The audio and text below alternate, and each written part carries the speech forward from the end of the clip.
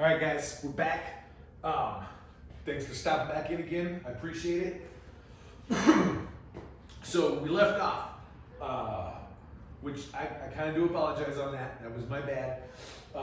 We left off with my joint on our first cedar strip. We were letting it dry. It was still a little wet. So I went inside, took a little bit of a break on this, let it dry for a couple hours, came back, checked it. I think it's good enough to move forward. So we're gonna go ahead and move forward. And I did change things up a little bit. It's not gonna hurt. This is the only strip that we have on right now, so this won't hurt the process of anything else. We're gonna go ahead and glue the strip down. After we get it glued, then we'll go ahead and apply the stain. No real reason for doing that. I was disappointed about not being able to finish this video earlier, so now I'm like in overdrive. Need to come out here, get this done, show you guys what I was gonna do. So we're not gonna cut anything yet. We're gonna leave it all in one piece. What I'm gonna do is here on these first couple of intersections between the spine and our ribs or bulkheads, I'm gonna find center on our spine, and we said what? These planks are 3/8 of an inch wide, right? They're about exactly 3/8 of an inch. So we're gonna find the center of our spine right here, mark that, and then we're going to split 3/8 and go on either side of that line. So all we're doing is making a center point and then some guide marks so we know exactly where to glue this down. Because once I get that marked, we're gonna apply some wood glue, get this thing stuck in place, get some clamps on it, make sure that it's in between our center marks up here. And then once we do that, we're gonna start moving pretty quick.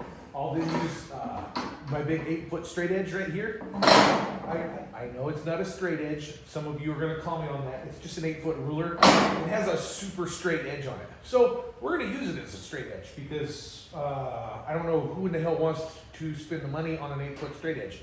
I've never seen one.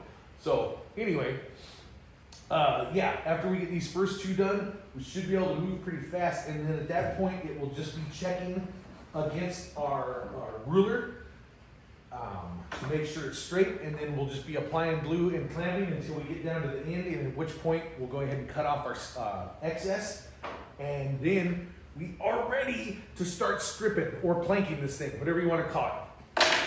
I'm excited. I hope you're excited. Let's get this going. I had a Milwaukee marker right here. Okay, so what's happened 3/8, guys?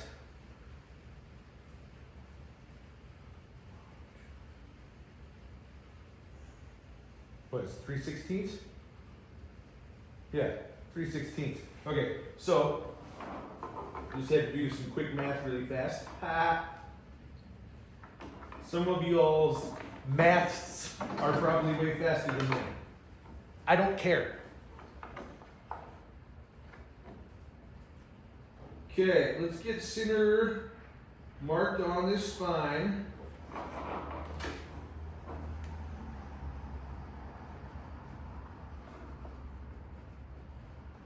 The spine is about 3/16 thick, so that's really fun trying to, split 3/16 up. Very tiny little line. Okay, I've got my center marked. Now we want to go split up our 3/8 on either side of that.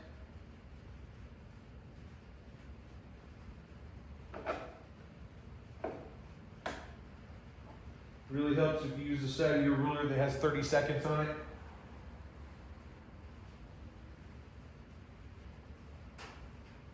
Okay, got it marked. 3/16 either side of center.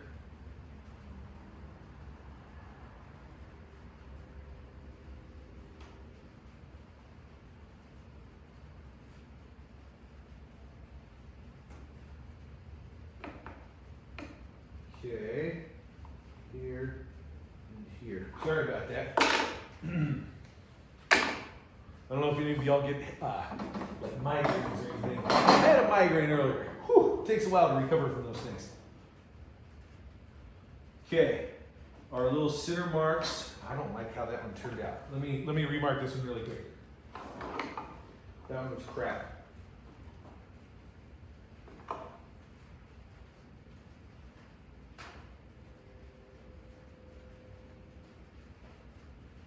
it right here and then go.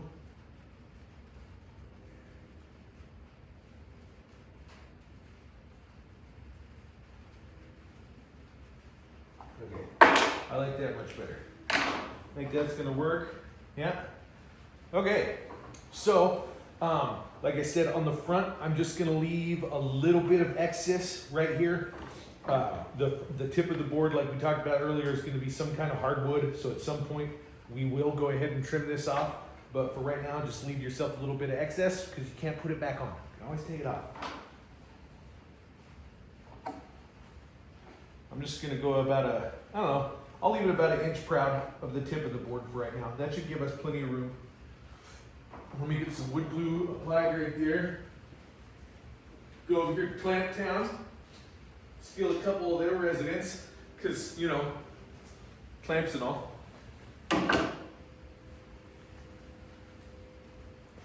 By the way, if you have the money, by all means, go buy all the brand new clamps you want. If you don't have a ton of money, or you want to spend the bulk of that money on other more expensive things, go to estate sales, go to yard sales, go to garage sales, go to sales on the weekends. I like to frequent them. It's a lot of fun, costs me a lot of money, but sometimes you find good shit, okay? Almost every clamp that I have bought at estate sales, and you know what? They came really cheap. I don't know why. The things are ridiculously expensive brand new, but you can get them used. You get great deals on them already. So just don't be scared. You know, stop next time you see one of those signs on the side of the road. They might have some pretty good stuff for you, especially if the guy was a woodworker. Okay, I'm gonna go with enough glue all the way up to my third bulkhead right there. And we're gonna get this thing clamped down. I said I was gonna leave this about 1 inch proud in the front. So that's what we're gonna do. Okay, first clamp going down. Try to have your next glue joint semi lined up before you clamp your first one. You want to see if it's lined up back here. If it's not, you may get a clamp on your first one and then go to line up your second one, and it throws off your first section. So just try to get, you know, get a couple of them lined up before you start throwing clamps on. The more clamps you get on and the more stuff you get glued down, of course, you know, the harder it is to start adjusting things. So this is so friggin' exciting. I'm so happy. I'm so happy you all are going to be able to see this process with me. I can't explain how much I like doing this. It's a lot of fun. Okay. You know what? I liked marking those so much. I don't know. Let me see. If this does work well with the ruler, I might not mark anymore. If I'm not happy with how the ruler works, then we'll go ahead and mark the rest of them. The only bad thing about marking every one is if you do have any kind of wavy bits to your spine, lining your first strip up with the spine, you know how we just did it with those center marks? You do it like that every way down, and there's a little bit of wave. That wave is going to transfer to your cedar strip, which in turn is going to transfer to the rest of your pattern. So, to get this thing super straight, we'll mark a couple of the first ones and then check it with the straight edge. Like I said, if we have to mark some more, we will. But even though we're going to do that, there's still going to be fine-tuning adjustments. That's how it is. But that's why we work with wood, right? It's very forgiving. That's what yeah, I'm not even going to repeat that.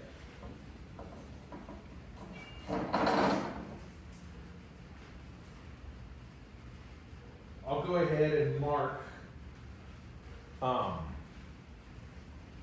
one of them here in the back just to keep the tail end of my strip straight, so I'm not having it bounce back and forth the whole time. But I think we're going to be able to glue this down with the straight edge the whole way. I really do. And Titebond takes a while to dry, so even if we do have some mess ups, we can take clamps back off, remark it, re-glue it, reclamp it. We're good. We're so good. Okay, there's my center mark. Let's get the center of my 3/8. So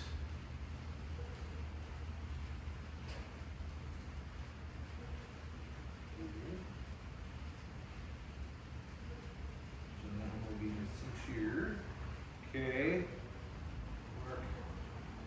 Mark. Alright. I'm going to get this one clamped down. No glue, just clamp. Like I said, just enough to keep this thing centered while I'm gluing up everything before it. Okay. Okay. I think we're going to be all right, guys.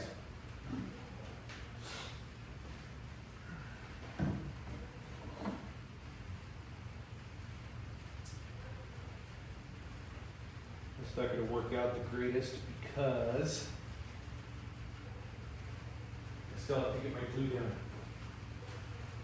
I guess this is the only bad part for you guys is, unlike the videos where they do a bunch of production at the end, I'm not going to do that, but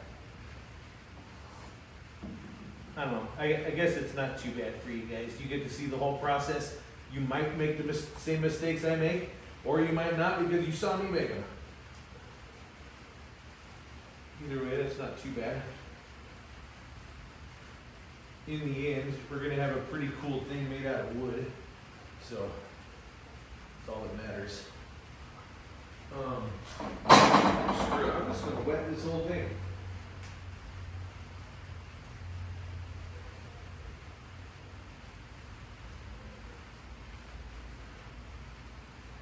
Maybe we'll change up our process. Maybe since it's all got glue on it now, I'll have the back and the front clamped, and then we will chase all of the wavy bits in the middle until we have it straight. How does that sound?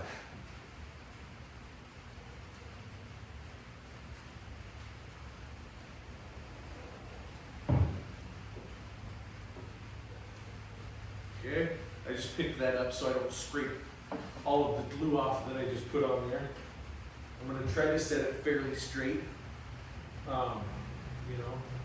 hopes that we don't have to do too many adjustments down the line, but of course we will, and that's okay. That's okay. We'll have to make some changes, and that's fine. That is fine. Okay. Front glued, back glued, they're centered. So now, let's see if working with the straight edge is going to help us or F us. I want to get the straight edge pretty close to the edge of my board down here because I know that it's centered right where it should be. So, I'll clamp it in place here.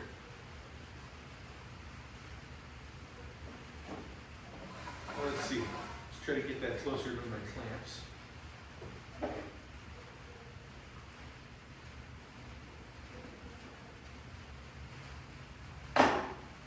Some of these will take some larger clamps in some spots compared to others.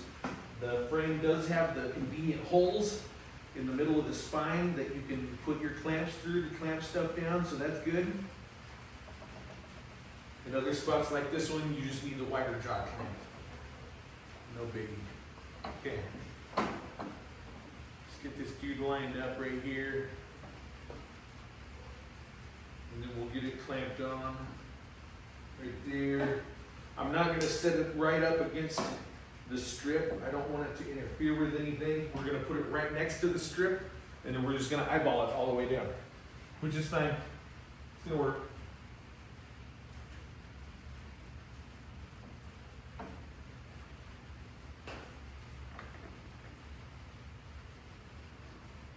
Okay. Hopefully you can kind of see what I have going on here. That thing is straighter than some horrible other euphemism that you've heard of that I'm not going to repeat. But this is going to be good. I'm sure it will go this easy for you if you're trying it like this. At this point right now, all I have to do is go through and make sure that that center strip stays where it's at, and then just add clamps to it. And this is going to be done. So, hell yes. It's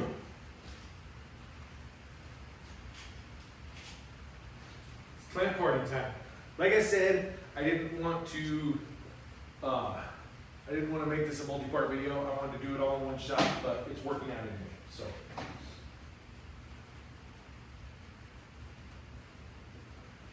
Okay, so now I'm just going through, making sure that the strip is visibly, right next to the, I'm not putting the ruler right up against the board. I'm letting the board lay naturally how it was, but I will just be making sure that it's almost touching that ruler all the way down. It's very, very close. It's not even a 64th. And I'm just gonna make sure, that's why we call it eyeballing. I'm going to use my eyeball to make sure that that distance between the ruler and that strip is pretty close to the same all the way down. And that's what's going to give us that visually pleasing straight line.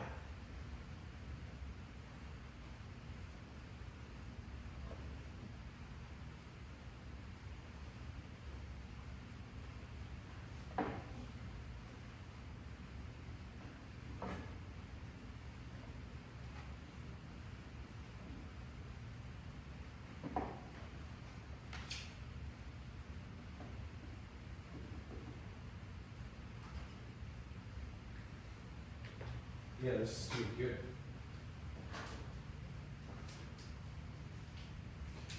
Like I said, get a bunch of these guys. I'm already about halfway through my first rack of clamps, so get ready.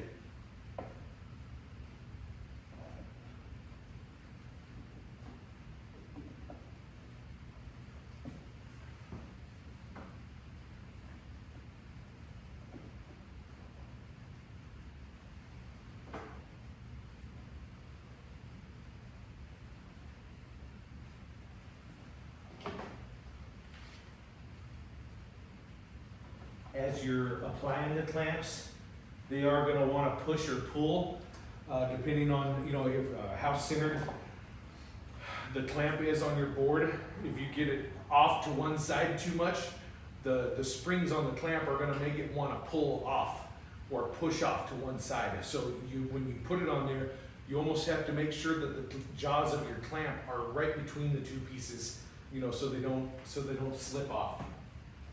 It can be, it's just trial and error. It's fine. Mess up a couple times, then you'll know exactly how to do it right. Messing up is never fun. Nobody likes to correct their mistakes. So, why? Because it takes so much extra time. Rework sucks. Bigger clamps right there. As you get to the deeper part of that spine, the holes do get a little farther away from the top, so that's why I'm having to swap to different sizes. So just another thing when you're looking at these clamps, get a good variety. Get all the different sizes they have. You will end up using them.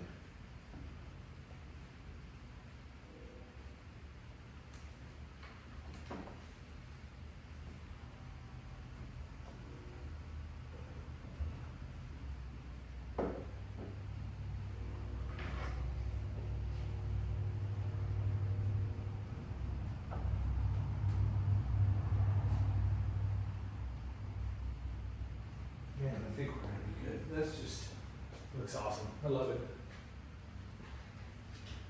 I hope you all think this is half as exciting as I do, because there's just something about it, a project coming together. It feels so good.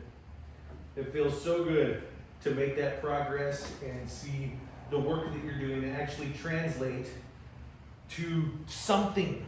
This is something. We started out, guys, we started out with pieces of a tree, and now we're building something. It's amazing. I love it. There's no better feeling. Yeah, see? Probably heard that one pop. They'll adjust. So that's where you're gonna have to go back and eyeball everything and make sure that it's lined up. Woo! That would have been a good blooper reel.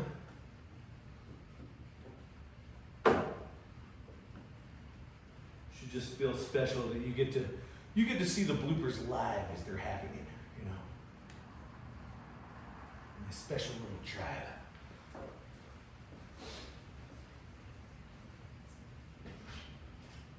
Let's get what do we have? 1, 2, 3, 4 more, maybe? We'll try 4 more. Scoot my workbench down. Not too often when I actually have to get something to stand up on for what I'm working on. It's fun. See that? Yep. They're adjusting and doing their things.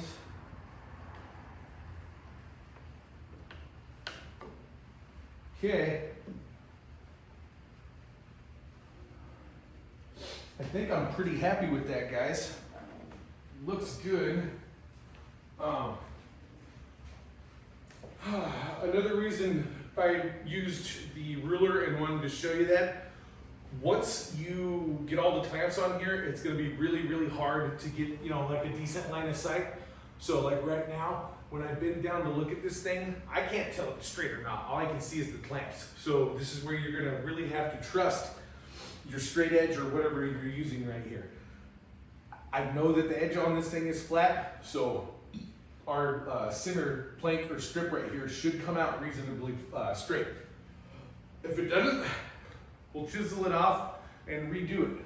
But for the most part, I don't see any wavy, whippity, weird lines in there, so I think we're good to go, guys. And you know what? At this point, that's pretty much it for now. We will come back. I'll do a quick, you guys know how to stain stuff. When I stain this center strip, I'll do a quick little sped up time-lapse video just so you can see the process on that. And then the next video when we come back, we're actually gonna start stripping or planking this thing. And we're gonna talk about design again. I do have a couple things in mind for this, so I'm gonna do a couple sketches and see how they're gonna work. I'll have to see how everything lines up, because you do want to plan your design around how the ribs or bulkheads are spaced out. You don't want to like end your pattern.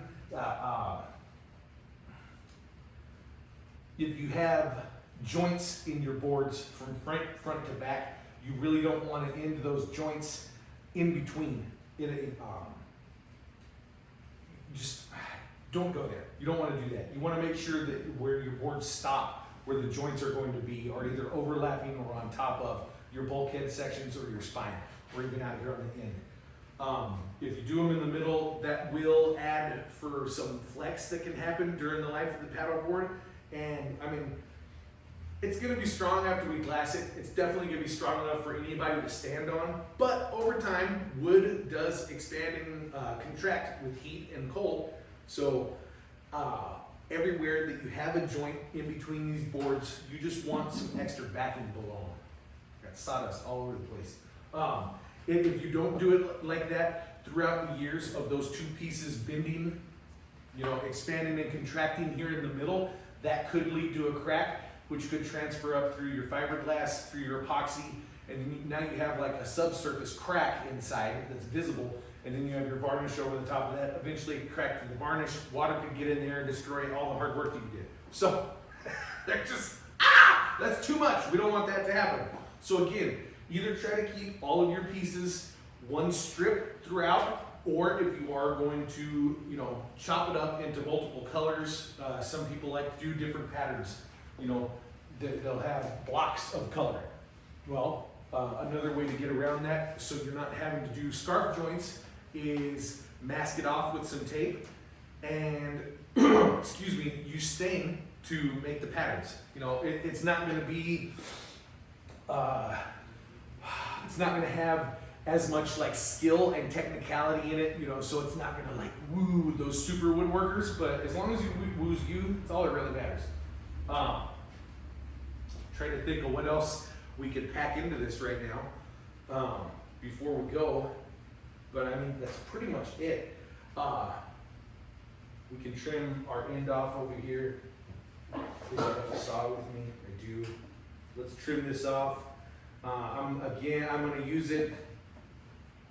I'm going to trim it, so I'm leaving about 1 inch. Just 1 inch. You don't need to leave a ton.